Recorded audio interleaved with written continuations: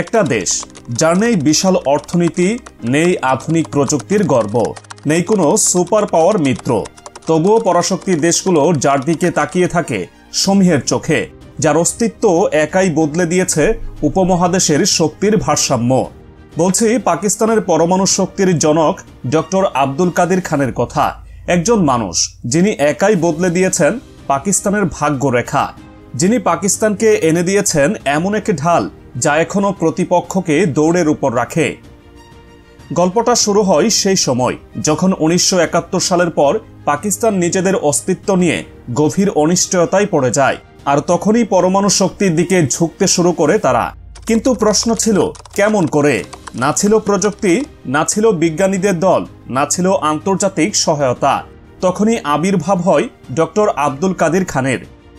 এই মানুষটি ছিলেন জার্মানিতে উচ্চশিক্ষা শেষ করে ইউরোপে স্থায়ী হওয়া একজন বিজ্ঞানী। কিন্তু 1974 সালে ভারত যখন সফলভাবে পরমাণু পরীক্ষা চালায়, তখন কাদির খানের হৃদয়ে আগুন জ্বলে ওঠে। তিনি বুঝতে পারেন পাকিস্তান যদি এখনই জেগে না ওঠে তাহলে সারা জীবন প্রতিবেশীর ভয়ে কাঁপতে হবে। তখনই নিজের সবকিছু ফেলে দেশে ফেরার সিদ্ধান্ত নেন। পাকিস্তানের একটি ছোট লেবে দাঁড়িয়ে তিনি শুরু করেন এমন এক মিশন যেটা তখনকার বিশ্ব রাজনীতিতে ছিল এক প্রকার আত্মঘাতী সিদ্ধান্ত। তার সামনে ছিল না কোনো আধুনিক সেন্ট্রিফিউজ, না ছিল পারমাণবিক গবেষণার সুযোগ, কিন্তু তার ছিল জেদ, তার ছিল এক দুরন্ত বিশ্বাস, আমরা পারব। কাদির খান ছিলেন সেই মানুষ যিনি গোপনে ইউরোপের প্রযুক্তিগত গাইডলাইন পড়তেন, নিজের হাতে নকশা করতেন যন্ত্রাংশ।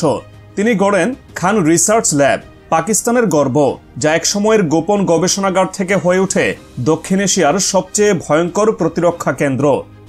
1998 সালে যখন পাকিস্তান চালায় তাদের প্রথম পারমাণবিক বোমার পরীক্ষা, চাঘাই পাহাড় কেঁপে ওঠে আর বিশ্ব থমকে দাঁড়ায়। ভারত, যাদের সামরিক শক্তির দম্ভ ছিল, তারাও তখন বুঝে যায় এখন আর একতরফা কোনো কিছু হবে না, পাকিস্তান এখন সমানভাবে দাঁড়িয়ে আছে।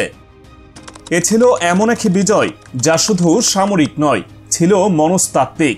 পাকিস্তানের সাধারণ মানুষ যারা যুদ্ধ আর বিভেদের মধ্যে বড় হয়েছে, তারা সেই দিন প্রথম বুঝেছে আমরাও পারি, আমাদেরও এক বীর আছে যিনি আমাদের জন্য বিশ্বকে থামিয়ে দিতে পারেন। কাদির খানের এই অবদান শুধু পাকিস্তানেই নয়, সমগ্র মুসলিম বিশ্বের জন্য এক গর্ব। তিনি প্রমাণ করেছেন বৈজ্ঞানিক উৎকর্ষতায় শুধু পশ্চিমারা নয়, আমরাও থাকতে পারি সামনের কাতারে। এমনকি অনেকে তাকে বলেন মুসলিম বিশ্বের ওপেনহেইমার। তবে তিনি ধ্বংস নয়, আত্মরক্ষার জন্য এই শক্তি এনেছেন। দুঃখজনক হলেও সত্য, তার জীবনের শেষ সময়টা কেটেছে রাজনৈতিক চাপ ও গৃহবন্দিত্বের মধ্যে। তবে মানুষের ভালোবাসা তাকে ছুঁয়েছিল আজীবন। পাকিস্তানের গলি থেকে গলি, স্কুল থেকে বিশ্ববিদ্যালয়, সর্বত্রই উচ্চারিত হয় তার নাম শ্রদ্ধা আর ভালোবাসার সাথে। আব্দুল কাদির খান দেখিয়ে দিয়েছেন একজন মানুষের স্বপ্ন কিভাবে পুরো জাতিকে বদলে দিতে পারে। তার অবদান একদিন শুধু ইতিহাস বইয়ে নয়, হৃদয়ে লেখা থাকবে।